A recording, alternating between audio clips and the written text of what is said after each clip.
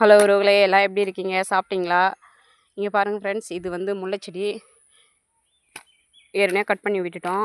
இப்போ வந்து துளுப்பு வந்துருக்குது. இப்போ இது வந்து சுற்றி பள்ளம் எடுத்துகிட்டு மாட்டு எரு கொட்டிட்டு அதுக்கப்புறம் தூள் போட்டு அதுக்கப்புறம் இந்த மண் மறுபடியும் போட்டு மூடிடணும் ஃப்ரெண்ட்ஸ். அதுக்கப்புறம் மேல் மருந்து அடிக்கணும் ஃப்ரெண்ட்ஸ். இது வந்து 2 நாளைக்கு முன்னே கொட்டினது ஃப்ரெண்ட்ஸ். இது பள்ளம் எடுத்துகிட்டு கொட்டிட்டு ஃப்ரெண்ட்ஸ். இன்னும் தூள் போட்டு மண் தரல ஃப்ரெண்ட்ஸ். இது ஏன்னா மழை வந்துச்சு, அதுக்கப்புறம் பண்ண முடியல ஃப்ரெண்ட்ஸ். வேலை வந்து இப்போது ஈரம் கொஞ்சம் கரெக்டாக பதமாக இருக்குது. அதனால் இன்றைக்கி வந்து பள்ளம் எடுக்க வந்துக்கிறோம் ஃப்ரெண்ட்ஸ். பொதுவாக நாங்கள் யாரும் ஆளை வைக்க மாட்டோம் ஃப்ரெண்ட்ஸ். எங்கள் வேலையை நாங்களே பார்த்துப்போம். விவசாயன்றதுனால ஒரு நாளைக்கு வராங்க, ஒரு நாளைக்கு நின்றுறாங்க.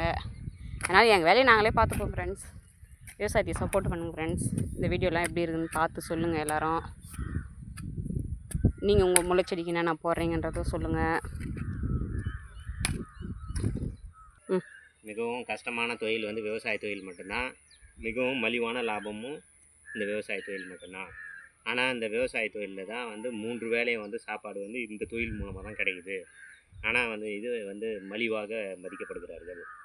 இங்கே மட்டும் இல்லை, உலக நாடு முழுவதுமே இப்படி தான் இருக்குது.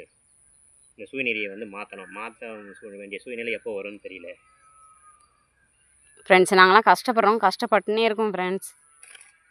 சும்மா ஷார்ட்ஸில் கூட ஒரு வீடியோ பார்க்குறீங்க அப்படின்னா விவசாயமே தள்ளி விட்டுறீங்க. சோறு போடுற கடவுளே அதுதானே. ஏன் நீங்களாம் புரிஞ்சிக்க மாட்டேங்கிறீங்க? கொஞ்சம் உங்கள் சப்போர்ட் கொடுங்க ஃப்ரெண்ட்ஸ். பாருங்கள் ஃப்ரெண்ட்ஸ், மாடு வந்து மேய்ச்சலுக்கு கட்டிட்டோம். மாடு மேய்ச்சின்னு இருக்குது.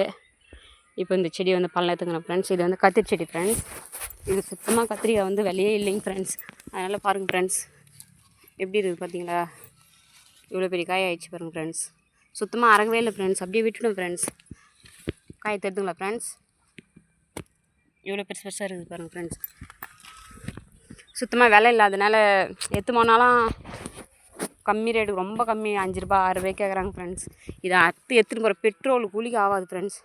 அதனால் அப்படியே விட்டுட்டோம் ஃப்ரெண்ட்ஸ். மாட்டு தான் ஃப்ரெண்ட்ஸ் அறுத்து அப்புறம் கட் பண்ணி போடணும். அதுவும் இல்லாமல் செடி இப்போ தான் வச்சோம், பார்த்தா அது அங்கங்கே ஃபுல்லாக அப்படியே காஞ்சினே வருது ஃப்ரெண்ட்ஸ். இந்த மாதிரி நஷ்டமானால் எப்படி ஃப்ரெண்ட்ஸ் ஒரு விவசாயம்லாம் முன்னேற்றுக்கு வர முடியும்? ரொம்ப மனசு கஷ்டமாக இருக்குது ஃப்ரெண்ட்ஸ். ஒரு விவசாயம் பண்ணுறோம், ஒரு 10 ரூபா சம்பாதிக்கலாமான்னு தான் பண்ணுறோம். இந்த மாதிரி செடி உணர்த்தோம், பூச்செடிக்கிறதும் பாருங்கள் ஃப்ரெண்ட்ஸ், தெரிதுங்களா?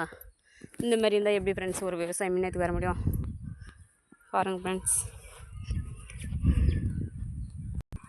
இது வந்து மாட்டுக்கு தேவையான வந்து தீவனப்பயிர் ஃப்ரெண்ட்ஸ். சோளம் தீவனப்பயிர் அது இருக்குது பாருங்கள் ஃப்ரெண்ட்ஸ். அது தீவனப்பயிர். இது வந்து சோளம் ஃப்ரெண்ட்ஸ்.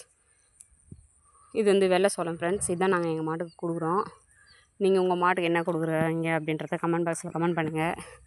இது வந்து பப்பாளி செடி வச்சுருக்கோம் ஃப்ரெண்ட்ஸ்.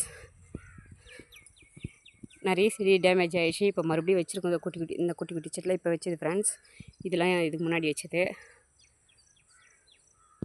இதெல்லாம் எப்படி இருக்குதுன்னு சொல்லுங்கள் ஃப்ரெண்ட்ஸ்.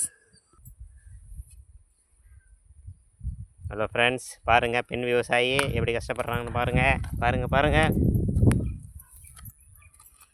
கஷ்டப்படுறாங்க. விவசாயி வந்து வேலை வந்து இருந்துக்கிட்டே இருக்கும். எல்லாரும் வந்து வேலை செய்துக்கிட்டே இருக்கணும். அதான் விவசாயினுடைய நிலை. ஒரு நாள் நம்மளுக்கு ரெஸ்ட் கிடைக்காது ஃப்ரெண்ட்ஸ். ஏதாவது ஒரு வேலை செய்துக்கிட்டே இருக்கணும். பசங்களையும் பார்க்கணும், பயிர் வேலையும் பார்க்கணும், மாடும் பார்க்கணும். ரொம்ப கஷ்டம் ஃப்ரெண்ட்ஸ். நீங்களாம் ஜாலியாக இருக்கிறீங்க. இல்லை, எல்லாரும் வந்து ஜாலியாக இருப்பாங்கன்னு சொல்ல முடியாது. அவங்களும் எவ்வளோ கஷ்டப்படுவாங்க. எல்லாரும் அதுக்காக அவங்க தொழிலும் வந்து கஷ்டம் இல்லைன்னு சொல்லிட முடியாது. நம்ம தொழில் வந்து ரொம்ப கஷ்டமாக இருக்குது, வேறு ஒன்றும் இல்லை. கஷ்டம் அதிகமாகவும் லாபம் மலிவாக இருக்கிறதுனால நம்மளுக்கு கொஞ்சம் வேதனையாக தெரியுது, வேறு ஒன்றும் இல்லை. அவங்களுக்கும் வேலை வந்து எந்த வேலையாக இருந்தாலும் கஷ்டம்தான் இருக்கும். வேலை இல்லைன்னு சொல்ல இருக்கும், எல்லாருக்கும் கஷ்டம் இருந்தாலும் விவசாயம் மாரி அதுவும் கஷ்டம். ஆமாம், கஷ்டம் அதிகம்தான், இல்லைன்னு சொல்ல. வேலை செய்துகிட்டே இருக்கோம். மழை பெஞ்சாலும் ஆகாது, வெயில் காய்ஞ்சாலும் ஆகாது. ஈரம் கம்மியாக இருந்தாலும் பிரச்சனையாக இருக்கும். அது ஈரம் வந்து பதமாக இருக்கும்போது மட்டும்தான் அந்த வேலையை வந்து நம்ம செய்ய முடியும். காஞ்சி போச்சுனாலும் வந்து அதை வந்து மண் வெட்டியை வச்சு கொத்த முடியாது. அதே போல் ஈரமாக இருந்தாலும் வந்து செய்ய முடியாது. பதமான நிலையில் அப்படியே உடனடியாக முடிய வேண்டிய சூழ்நிலை இருக்கிறதுனால கொஞ்சம் கஷ்டமாக தான் இருக்கும். கஷ்டம் நிறைந்த வேலை தான்.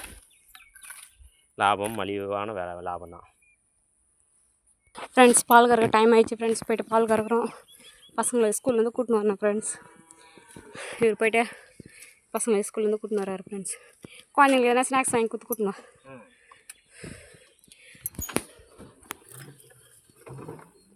பாருங்கள் ஃப்ரெண்ட்ஸ், இந்த வீடியோலாம் உங்களுக்கு பிடிச்சிருந்தா லைக் பண்ணுங்கள், கமெண்ட் பண்ணுங்கள், ஷேர் பண்ணுங்கள். மறக்காமல் நம்ம சேனலை சப்ஸ்கிரைப் நம்ம சேனலுக்கு சப்போர்ட் பண்ணுங்கள் ஃப்ரெண்ட்ஸ். Okay bye. இந்த வீடியோ பிடிச்சிருந்தா லைக் பண்ணுங்கள், கமெண்ட் பண்ணுங்கள், ஷேர் பண்ணுங்கள். மறக்காமல் நம்ம சேனலை சப்ஸ்கிரைப் பண்ணுங்கள். அம்மு வெங்கட் 53 சேனலை சப்ஸ்கிரைப் பண்ணுங்கள் ஃப்ரெண்ட்ஸ். சப்போர்ட் பண்ணுங்கள். உங்கள் ஆதரவு எங்களுக்கு என்னைக்கும் கொடுக்கணும் ஃப்ரெண்ட்ஸ். உங்களால் தான் ஃப்ரெண்ட்ஸ் நாங்கள். Okay bye.